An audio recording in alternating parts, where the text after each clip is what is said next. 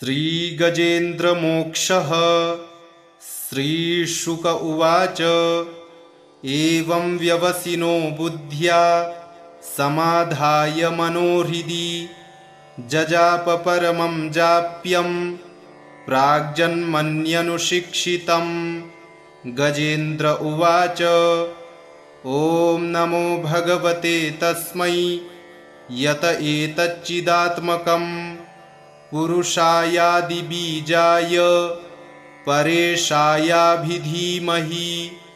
यस्मिन्निदं यतश्चेदं येनेदं य इदं स्वयं योऽस्मात् परस्माच्च परस्तं प्रपद्ये स्वयंभुवं। यः स्वात्मनीदं निजमाययार्पितं क्वचिद्विभातं क्व च तत्तिरोहितम् अविद्धदृक्साक्षिभयं तदीक्षते स आत्ममूलोऽवतु मां परात्परः।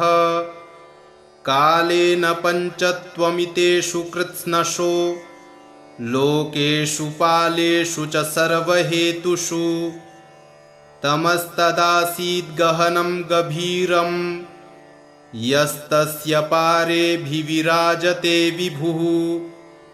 न यस्य देवा ऋषयः पदं विदुर्जन्तुः पुनः कोऽर्हति गन्तुमीरितुम्। यथा नटस्याकृतिभिर्विचेष्टतो दुरत्ययानुक्रमणः समावतु दिदृक्षवो यस्य पदं सुमङ्गलं विमुक्तसङ्गा मुनयः सुसाधवः। चरन्त्यलोकव्रतमव्रणं वने भूतात्मभूताः सुहृदः समे गतिः। न विद्यते यस्य च जन्म कर्म वा न नामरूपे गुणदोष एव वा तथापि लोकाप्ययसम्भवाय यः त्वमायया तान्यनुकालमृच्छति। तस्मै नमः परेशाय ब्रह्मणेऽनन्तशक्तये अरूपायोरुरूपाय नम आश्चर्यकर्मणे। नम आत्मप्रदीपाय साक्षिणे परमात्मने। नमो गिरां विदूराय मनसश्चेतसामपि सत्त्वेन प्रतिलभ्याय नैष्कर्म्येण विपश्चिता। नमः कैवल्यनाथाय निर्वाणसुखसंविदे। नमः शान्ताय घोराय मूढाय गुणधर्मिणे। निर्विशेषाय सम्याय नमो ज्ञानघनाय च। क्षेत्रज्ञाय नमस्तुभ्यं सर्वाध्यक्षाय साक्षिणे। पुरुषायात्ममूलाय मूलप्रकृतये नमः। सर्वेन्द्रियगुणद्रष्ट्रे सर्वप्रत्ययहेतवे असताच्छाय योक्ताय सदाभासाय ते नमः। नमो नमस्तेऽखिलकारणाय निष्कारणायाद्भुतकारणाय सर्वागमाम्नाय महार्णवाय। नमोपवर्गाय परायणाय गुडारडिच्छन्नचिदूष्मपाय तच्छोभविस्फूर्जितमानसाय नैष्कर्म्यभावेन विवर्जितागम स्वयं प्रकाशाय नमस्करोमि। मादृक्प्रपन्न पशुपाशविमोक्षणाय मुक्ताय भूरिकरुणाय नमोलयाय। स्वांशेन सर्वतनुभृन्मनसि प्रतीत प्रत्यग्दृशे भगवते बृहते नमस्ते। आत्मात्मजाप्तगृहवित्तजनेषु सक्तैर्दुष्प्रापणाय गुणसङ्गविवर्जिताय मुक्तात्मभिः स्वहृदये परिभाविताय ज्ञानात्मने भगवते नम ईश्वराय। यं धर्मकामार्थविमुक्तिकामा भजन्त इष्टां गतिमाप्नुवन्ति। किं त्वाशिशोरात्यपि देहमव्ययं करोतु मे दभ्रदयो विमोक्षणम्। एकान्तिनो यस्य न कञ्चनार्थं वाञ्छन्ति ये वै भगवत्प्रपन्नाः। अत्यद्भुतं तच्चरितं सुमङ्गलं गायन्त आनन्दसमुद्रमग्नाः।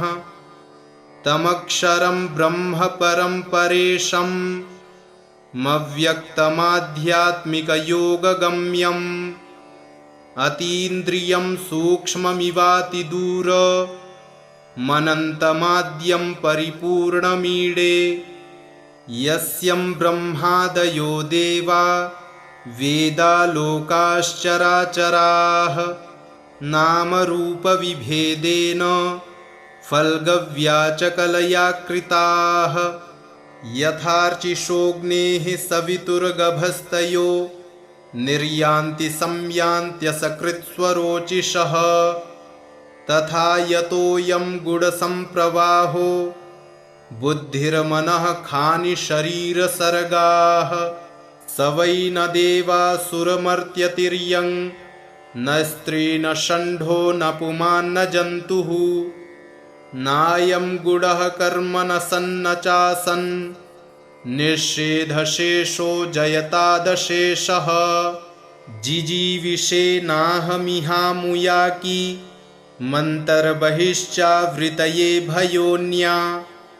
इच्छामि कालेन न यस्य विप्लवस्तस्यात्मलोकावरणस्य मोक्षम्। सोऽहं विश्वसृजं विश्वं विश्ववेदसं विश्वात्मानमजं ब्रह्म प्रणतोऽस्मि परं पदम्। योगरन्धितकर्माणो हृदि योगविभाविते योगिनो यं प्रपश्यन्ति योगेशं तं नतोऽस्म्यहम्। नमो नमस्तुभ्यमसह्यवेग शक्तित्रयायाखिलधिगुणाय प्रपन्नपालाय दुरन्तशक्तये कदिन्द्रियाणामनवाप्यवर्त्मने। नायं वेद स्वमात्मानं यच्छक्त्याहं धिया हतं तं दुरत्ययमाहात्म्यं भगवन्तमितोऽस्म्यहम्।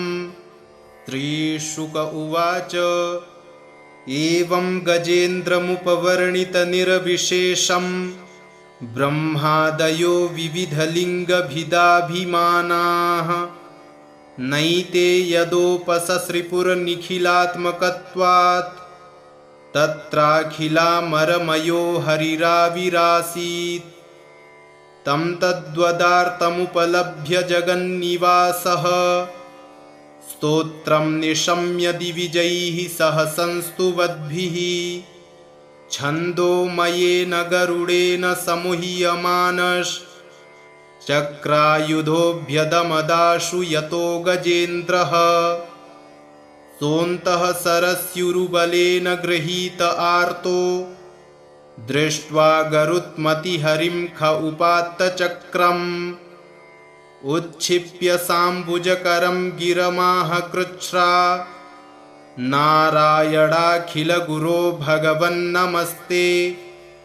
तं वीक्ष्य पीडितमजः सहसावतीर्य सग्राहमाशु सरसः कृपयोज्जहार।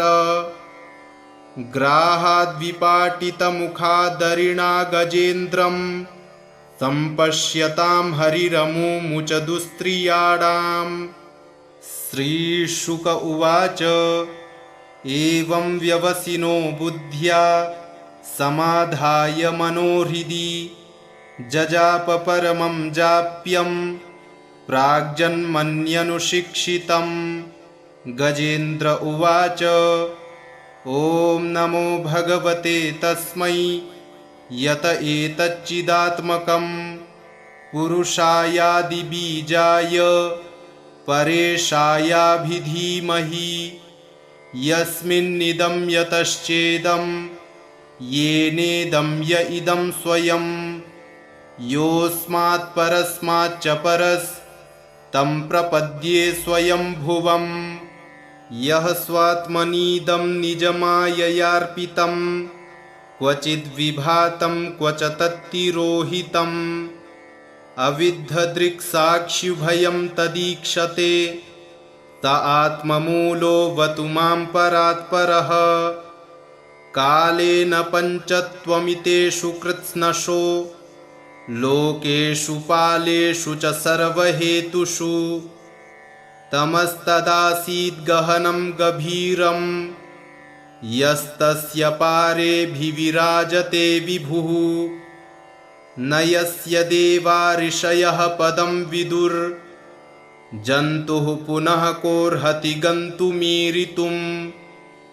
यथा नटस्याकृतिभिर्विचेष्टतो दुरत्ययानुक्रमणः समावतु दिदृक्षवो यस्य पदं सुमङ्गलं विमुक्तसङ्गा मुनयः सुसाधवः चरन्त्यलोकव्रतमव्रणं वने भूतात्मभूताः सुहृदः समे गतिः न विद्यते यस्य च जन्म कर्म वा न नामरूपे गुणदोष एव वा तथापि लोकाप्ययसम्भवाय यः त्वमायया तान्यनुकालमृच्छति तस्मै नमः परेशाय ब्रह्मणेऽनन्तशक्तये अरूपायोरुरूपाय नम आश्चर्यकर्मणे नम आत्मप्रदीपाय साक्षिणे परमात्मने नमो गिरां विदूराय मनसश्चेतसामपि सत्त्वेन प्रतिलभ्याय नैष्कर्म्येण विपश्चिता नमः कैवल्यनाथाय निर्वाणसुखसंविदे नमः शान्ताय घोराय मूढाय गुणधर्मिणे निर्विशेषाय सम्याय नमो ज्ञानघनाय च क्षेत्रज्ञाय नमस्तुभ्यं सर्वाध्यक्षाय साक्षिणे पुरुषायात्ममूलाय मूलप्रकृतये नमः सर्वेन्द्रियगुणद्रष्ट्रे सर्वप्रत्ययहेतवे असताच्छाय योक्ताय सदाभासाय ते नमः नमो नमस्तेऽखिलकारणाय निष्कारणायाद्भुतकारणाय सर्वागमाम्नाय महार्णवाय नमोपवर्गाय परायणाय गुडारडिच्छन्नचिदूष्मपाय तच्छोभविस्फूर्जितमानसाय नैष्कर्म्यभावेन विवर्जितागम स्वयं प्रकाशाय नमस्करोमि मादृक्प्रपन्न पशुपाशविमोक्षणाय मुक्ताय भूरिकरुणाय नमोलयाय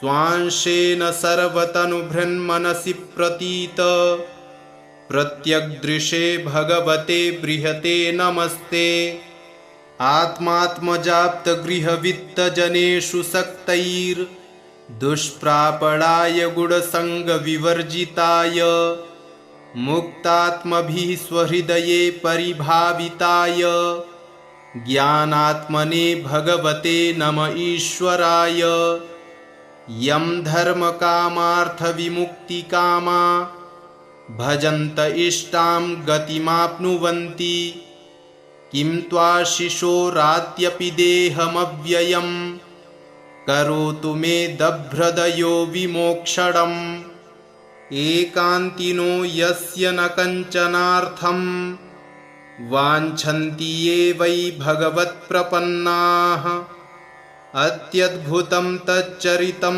सुमङ्गलं गायन्त आनन्दसमुद्रमग्नाः तमक्षरं ब्रह्म परं परेशम् मव्यक्तमाध्यात्मिकयोगगम्यम् अतीन्द्रियं सूक्ष्ममिवातिदूरमनन्तमाद्यं परिपूर्णमीडे यस्यं ब्रह्मादयो देवा वेदालोकाश्चराचराः नामरूपविभेदेन फल्गव्याचकलया कृताः यथार्चिषोऽग्नेः सवितुर्गभस्तयो निर्यान्ति संयान्त्यसकृत्स्वरोचिषः तथा यतोऽयं गुडसम्प्रवाहो बुद्धिर्मनः खानि शरीरसर्गाः स वै न देवासुरमर्त्यतिर्यं न स्त्री न षण्ढो न पुमान् न जन्तुः नायं गुडः कर्म न सन्न चासन् निषेधशेषो जयतादशेषः जिजीविषे नाहमिहामुयाकी मन्तर्बहिश्चावृतये भयोन्या इच्छामि कालेन न यस्य विप्लवस्तस्यात्मलोकावरणस्य मोक्षम् सोऽहं विश्वसृजं विश्वं विश्ववेदसं विश्वात्मानमजं ब्रह्म प्रणतोऽस्मि परं पदं योगरन्धितकर्माणो हृदि योगविभाविते योगिनोऽयं प्रपश्यन्ति योगेशं तं नतोऽस्म्यहं नमो नमस्तुभ्यमसह्यवेग शक्तित्रयायाखिलधिगुणाय प्रपन्नपालाय दुरन्तशक्तये कदिन्द्रियाणामनवाप्यवर्त्मने नायं वेद स्वमात्मानं यच्छक्त्याहं धिया हतं तं दुरत्ययमाहात्म्यं भगवन्तमितोऽस्म्यहम्। श्रीशुक उवाच एवं गजेन्द्रमुपवर्णितनिरविशेषं ब्रह्मादयो विविधलिङ्गभिदाभिमानाः नैते यदोपससृपुरनिखिलात्मकत्वात् तत्राखिलामरमयो हरिराविरासीत् तं तद्वदार्तमुपलभ्य जगन्निवासः स्तोत्रं निशम्य दिविजैः सह संस्तुवद्भिः छन्दोमयेन गरुडेन समुह्यमानश्चक्रायुधोऽभ्यदमदाशु यतो गजेन्द्रः सोऽन्तः सरस्युरुबलेन गृहीत आर्तो दृष्ट्वा गरुत्मतिहरिं ख उपात्तचक्रम् उच्छिप्य साम्बुजकरं गिरमाह कृच्छ्रा नारायणाखिलगुरो भगवन्नमस्ते तं वीक्ष्य पीडितमजः सहसावतीर्य सग्राहमाशु सरसः कृपयोज्जहार ग्राहाद्विपाटितमुखादरिणा गजेन्द्रं सम्पश्यतां हरिरमुमुच दुस्त्रियाणाम्। श्रीशुक उवाच एवं व्यवसिनो बुद्ध्या समाधाय मनोहृदि जजाप परमं जाप्यं प्राग्जन्मन्यनुशिक्षितं। गजेन्द्र उवाच ॐ नमो भगवते तस्मै यत एतच्चिदात्मकं पुरुषायादिबीजाय परेशायाभिधीमहि यस्मिन्निदं यतश्चेदं येनेदं य इदं स्वयं योऽस्मात् परस्माच्च परस्तं प्रपद्ये स्वयंभुवम् यः स्वात्मनीदं निजमाययार्पितं क्वचिद्विभातं क्वच तत्तिरोहितम् अविद्धदृक्साक्षिभयं तदीक्षते स आत्ममूलोऽवतु मां परात्परः। कालेन पञ्चत्वमितेषु कृत्स्नशो लोकेषु पालेषु च सर्वहेतुषु। तमस्तदासीद् गहनं गभीरं यस्तस्य पारेऽभिविराजते विभुः। न यस्य देवा ऋषयः पदं विदुर्जन्तुः पुनः कोऽर्हति गन्तुमीरितुम्। यथा नटस्याकृतिभिर्विचेष्टतो दुरत्ययानुक्रमणः समावतु। दिदृक्षवो यस्य पदं सुमङ्गलं विमुक्तसङ्गा मुनयः सुसाधवः। चरन्त्यलोकव्रतमव्रणं वने भूतात्मभूताः सुहृदः समे गतिः। न विद्यते यस्य च जन्म कर्म वा न नामरूपे गुणदोष एव वा। तथापि लोकाप्ययसम्भवाय यः त्वमायया तान्यनुकालमृच्छति। तस्मै नमः परेशाय ब्रह्मणेऽनन्तशक्तये अरूपायोरुरूपाय नम आश्चर्यकर्मणे। नम आत्मप्रदीपाय साक्षिणे परमात्मने। नमो गिरां विदूराय मनसश्चेतसामपि सत्त्वेन प्रतिलभ्याय नैष्कर्म्येण विपश्चिता। नमः कैवल्यनाथाय निर्वाणसुखसंविदे। नमः शान्ताय घोराय मूढाय गुणधर्मिणे। निर्विशेषाय सम्याय नमो ज्ञानघनाय च। क्षेत्रज्ञाय नमस्तुभ्यं सर्वाध्यक्षाय साक्षिणे। पुरुषायात्ममूलाय मूलप्रकृतये नमः। सर्वेन्द्रियगुणद्रष्ट्रे सर्वप्रत्ययहेतवे असताच्छाय योक्ताय सदाभासाय ते नमः। नमो नमस्तेऽखिलकारणाय निष्कारणायाद्भुतकारणाय सर्वागमाम्नाय महार्णवाय। नमोपवर्गाय परायणाय गुडारडिच्छन्नचिदूष्मपाय तच्छोभविस्फूर्जितमानसाय नैष्कर्म्यभावेन विवर्जितागम स्वयं प्रकाशाय नमस्करोमि। मादृक्प्रपन्न पशुपाशविमोक्षणाय मुक्ताय भूरिकरुणाय नमोलयाय। स्वांशेन सर्वतनुभृन्मनसि प्रतीत प्रत्यग्दृशे भगवते बृहते नमस्ते।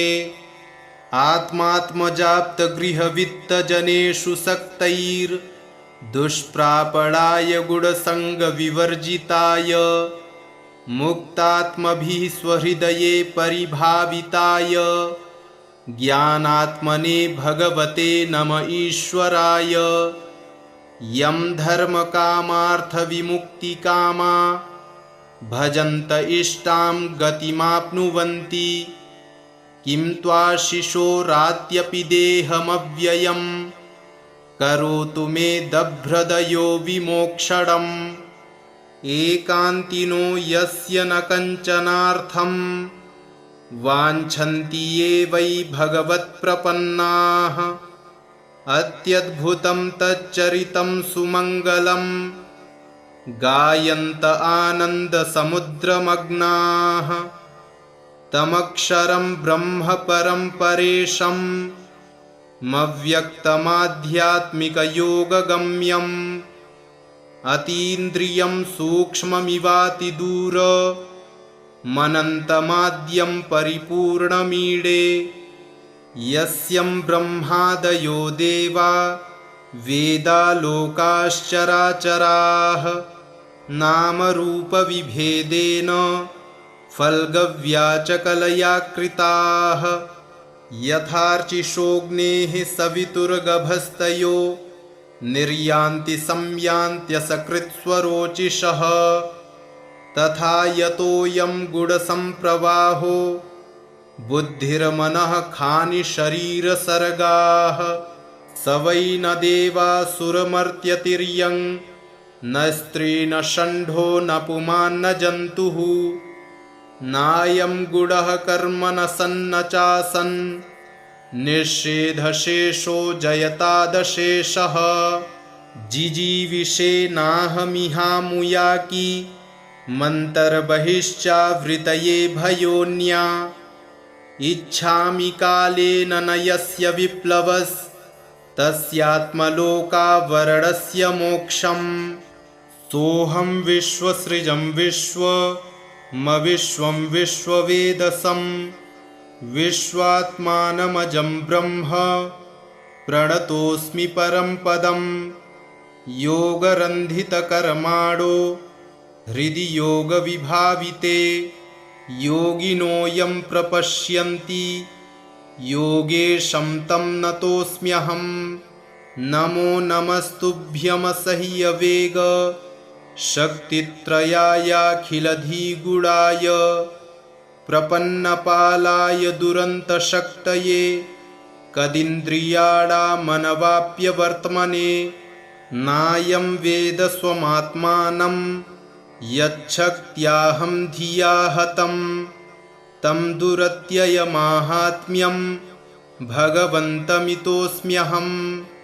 श्रीशुक उवाच एवं गजेन्द्रमुपवर्णितनिरविशेषं ब्रह्मादयो विविधलिङ्गभिदाभिमानाः नैते यदोपससृपुरनिखिलात्मकत्वात् तत्राखिलामरमयो हरिराविरासीत् तं तद्वदार्तमुपलभ्य जगन्निवासः स्तोत्रं निशम्य दिविजैः सह संस्तुवद्भिः छन्दोमयेन गरुडेन समुह्यमानश्चक्रायुधोऽभ्यदमदाशु यतो गजेन्द्रः सोऽन्तः सरस्युरुबलेन गृहीत आर्तो दृष्ट्वा गरुत्मतिहरिं ख उपात्तचक्रम् उच्छिप्य साम्बुजकरं गिरमाह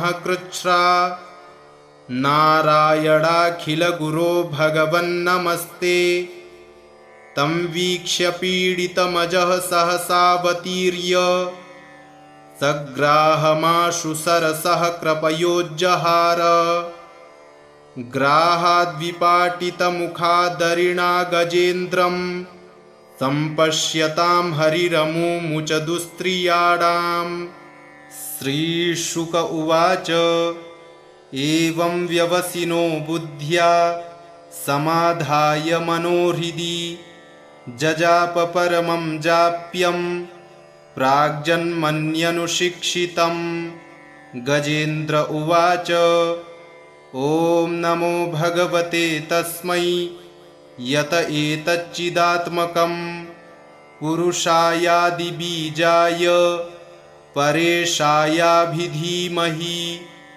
यस्मिन्निदं यतश्चेदं येनेदं य इदं स्वयं योऽस्मात् परस्माच्च परस्तं प्रपद्ये स्वयंभुवम् यः स्वात्मनीदं निजमाययार्पितं क्वचिद्विभातं क्व च तत्तिरोहितम् अविद्धदृक्साक्षिभयं तदीक्षते स आत्ममूलोऽवतु मां परात्परः।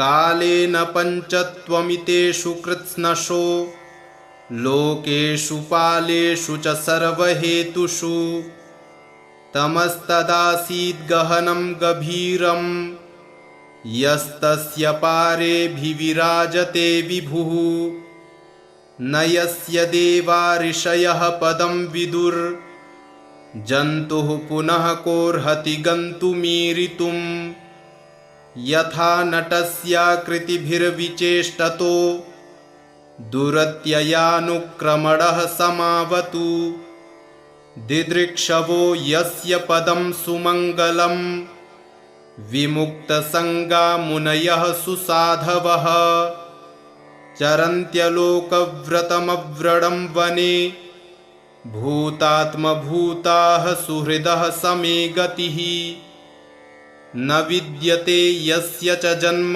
कर्म वा न नामरूपे गुणदोष एव वा तथापि लोकाप्ययसम्भवाय यः त्वमायया तान्यनुकालमृच्छति तस्मै नमः परेशाय ब्रह्मणेऽनन्तशक्तये अरूपायोरुरूपाय नम आश्चर्यकर्मणे नम आत्मप्रदीपाय साक्षिणे परमात्मने नमो गिरां विदूराय मनसश्चेतसामपि सत्त्वेन प्रतिलभ्याय नैष्कर्म्येण विपश्चिता नमः कैवल्यनाथाय निर्वाणसुखसंविदे नमः शान्ताय घोराय मूढाय गुणधर्मिणे निर्विशेषाय सम्याय नमो ज्ञानघनाय च क्षेत्रज्ञाय नमस्तुभ्यं सर्वाध्यक्षाय साक्षिणे पुरुषायात्ममूलाय मूलप्रकृतये नमः सर्वेन्द्रियगुणद्रष्ट्रे सर्वप्रत्ययहेतवे असताच्छाय योक्ताय सदाभासाय ते नमः नमो नमस्तेऽखिलकारणाय निष्कारणायाद्भुतकारणाय सर्वागमाम्नाय महार्णवाय नमोपवर्गाय परायणाय गुडारडिच्छन्नचिदूष्मपाय तच्छोभविस्फूर्जितमानसाय नैष्कर्म्यभावेन विवर्जितागम स्वयं प्रकाशाय नमस्करोमि मादृक्प्रपन्न पशुपाशविमोक्षणाय मुक्ताय भूरिकरुणाय नमोलयाय स्वांशेन सर्वतनुभृन्मनसि प्रतीत प्रत्यग्दृशे भगवते बृहते नमस्ते आत्मात्मजाप्तगृहवित्तजनेषु सक्तैर्दुष्प्रापणाय गुणसङ्गविवर्जिताय मुक्तात्मभिः स्वहृदये परिभाविताय ज्ञानात्मने भगवते नम ईश्वराय यं धर्मकामार्थविमुक्तिकामा भजन्त इष्टां गतिमाप्नुवन्ति किं त्वाशिशोरात्यपि देहमव्ययं करोतु मे दभ्रदयो विमोक्षणम् एकान्तिनो यस्य न कञ्चनार्थं वाञ्छन्ति ये वै भगवत्प्रपन्नाः अत्यद्भुतं तच्चरितं सुमङ्गलं गायन्त आनन्दसमुद्रमग्नाः तमक्षरं ब्रह्म परं परेशम् मव्यक्तमाध्यात्मिकयोगगम्यम् अतीन्द्रियं सूक्ष्ममिवातिदूर मनन्तमाद्यं परिपूर्णमीडे यस्यं ब्रह्मादयो देवा वेदालोकाश्चराचराः नामरूपविभेदेन फल्गव्याचकलया कृताः यथार्चिषोऽग्नेः सवितुर्गभस्तयो निर्यान्ति संयान्त्यसकृत्स्वरोचिषः तथा यतोऽयं गुणसम्प्रवाहो बुद्धिर्मनः खानि शरीरसर्गाः स वै न देवासुरमर्त्यतिर्यं न स्त्री न षण्ढो न पुमान् न जन्तुः नायं गुडः कर्म न सन्न चासन् निषेधशेषो जयतादशेषः जिजीविषेनाहमिहामुयाकी मन्तर्बहिश्चावृतये भयोन्या इच्छामि कालेन न यस्य विप्लवस्तस्यात्मलोकावरणस्य मोक्षम् सोऽहं विश्वसृजं विश्वं विश्ववेदसं विश्वात्मानमजं ब्रह्म प्रणतोऽस्मि परं पदं योगरन्धितकर्माणो हृदि योगविभाविते योगिनोऽयं प्रपश्यन्ति योगेशं तं नतोऽस्म्यहं नमो नमस्तुभ्यमसह्यवेग शक्तित्रयायाखिलधिगुणाय प्रपन्नपालाय दुरन्तशक्तये कदिन्द्रियाणामनवाप्यवर्त्मने नायं वेद स्वमात्मानं यच्छक्त्याहं धिया हतं तं दुरत्ययमाहात्म्यं भगवन्तमितोऽस्म्यहं। श्रीशुक उवाच एवं गजेन्द्रमुपवर्णितनिरविशेषं ब्रह्मादयो विविधलिङ्गभिदाभिमानाः नैते यदोपससृपुरनिखिलात्मकत्वात् तत्राखिलामरमयो हरिराविरासीत् तं तद्वदार्तमुपलभ्य जगन्निवासः स्तोत्रं निशम्य दिविजैः सह संस्तुवद्भिः छन्दोमयेन गरुडेन समुह्यमानश्चक्रायुधोऽभ्यदमदाशु यतो गजेन्द्रः सोऽन्तः सरस्युरुबलेन गृहीत आर्तो दृष्ट्वा गरुत्मतिहरिं ख उपात्तचक्रम् उच्छिप्य साम्बुजकरं गिरमाह कृच्छ्रा नारायणाखिलगुरो भगवन्नमस्ते तं वीक्ष्य पीडितमजः सहसावतीर्य सग्राहमाशु सरसः कृपयोज्जहार ग्राहाद्विपाटितमुखादरिणा गजेन्द्रं सम्पश्यतां हरिरमुमुच दुस्त्रियाणाम्। श्रीशुक उवाच एवं व्यवसिनो बुद्ध्या समाधाय मनोहृदि जजाप परमं जाप्यं प्राग्जन्मन्यनुशिक्षितं। गजेन्द्र उवाच ॐ नमो भगवते तस्मै यत एतच्चिदात्मकं पुरुषायादिबीजाय परेशायाभिधीमहि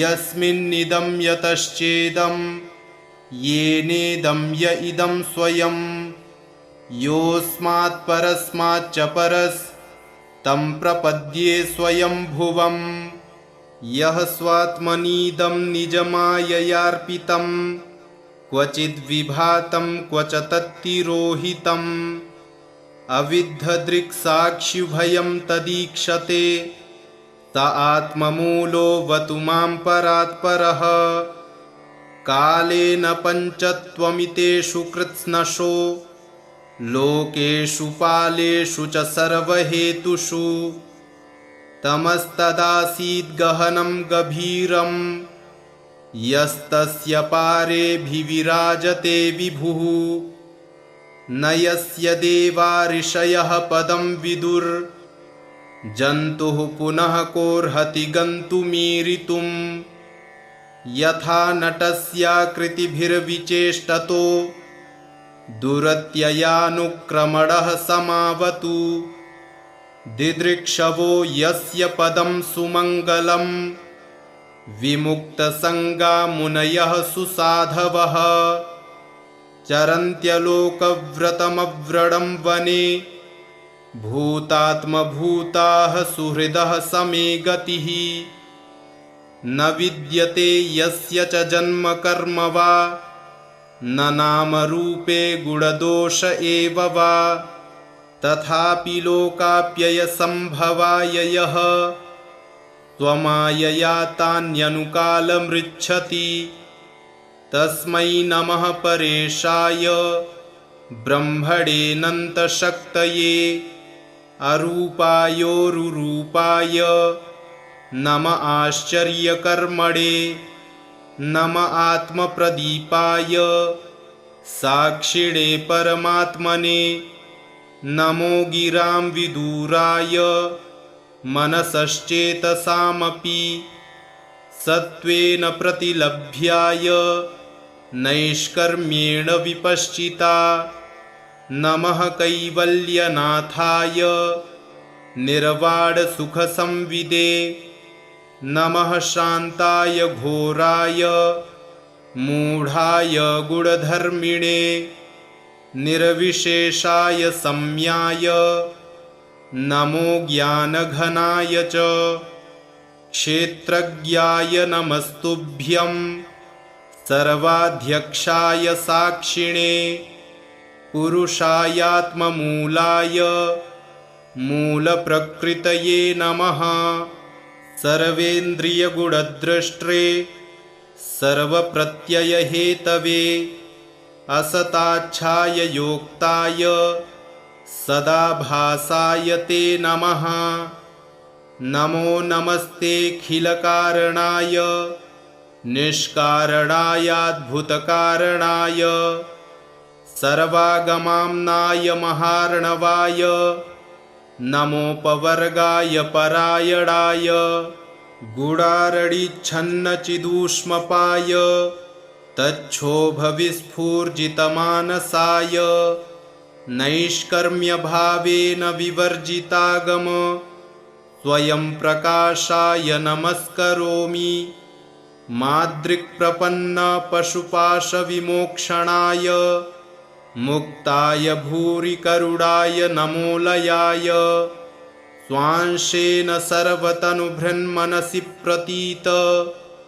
प्रत्यग्दृशे भगवते बृहते नमस्ते आत्मात्मजाप्तगृहवित्तजनेषु सक्तैर्दुष्प्रापणाय गुणसङ्गविवर्जिताय मुक्तात्मभिः स्वहृदये परिभाविताय ज्ञानात्मने भगवते नम ईश्वराय यं धर्मकामार्थविमुक्तिकामा भजन्त इष्टां गतिमाप्नुवन्ति किं त्वाशिशोरात्यपि देहमव्ययं करोतु मे दभ्रदयो विमोक्षणम् एकान्तिनो यस्य न कञ्चनार्थं वाञ्छन्ति ये वै भगवत्प्रपन्नाः अत्यद्भुतं तच्चरितं सुमङ्गलं गायन्त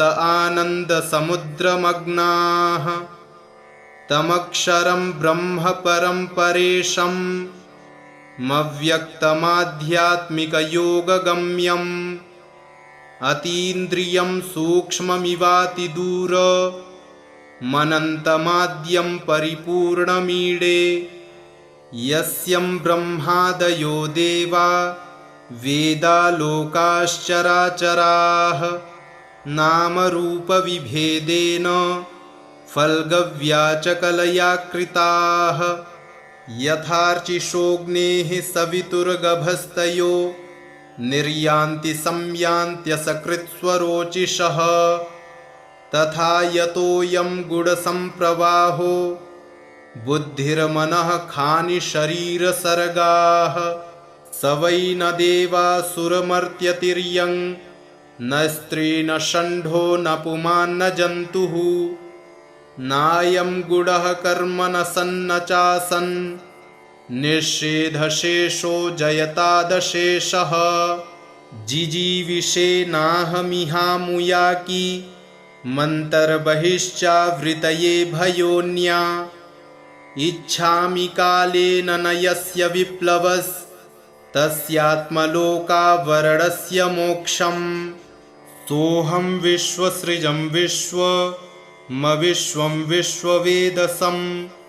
विश्वात्मानमजं ब्रह्म प्रणतोऽस्मि परं पदं योगरन्धितकर्माणो हृदि योगविभाविते योगिनोऽयं प्रपश्यन्ति योगेशं तं नतोऽस्म्यहं नमो नमस्तुभ्यमसह्यवेग शक्तित्रयायाखिलधिगुणाय प्रपन्नपालाय दुरन्तशक्तये कदिन्द्रियाणामनवाप्यवर्त्मने नायं वेद स्वमात्मानं यच्छक्त्याहं धिया हतं तं दुरत्ययमाहात्म्यं भगवन्तमितोऽस्म्यहम्।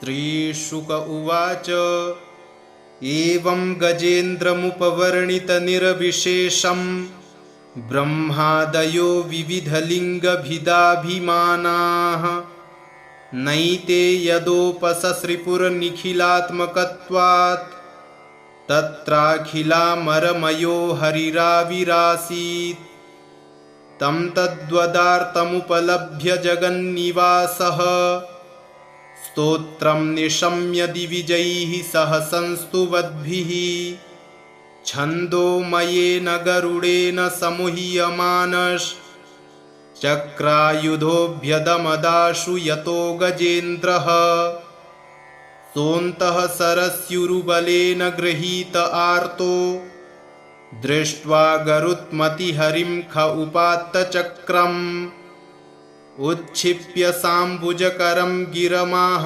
कृच्छ्रा नारायणाखिलगुरो भगवन्नमस्ते तं वीक्ष्य पीडितमजः सहसावतीर्य सग्राहमाशु सरसः कृपयोज्जहार ग्राहाद्विपाटितमुखादरिणा गजेन्द्रं सम्पश्यतां हरिरमुमुच दुस्त्रियाणाम्। इति श्रीगजेन्द्रमोक्षः सम्पूर्णम्।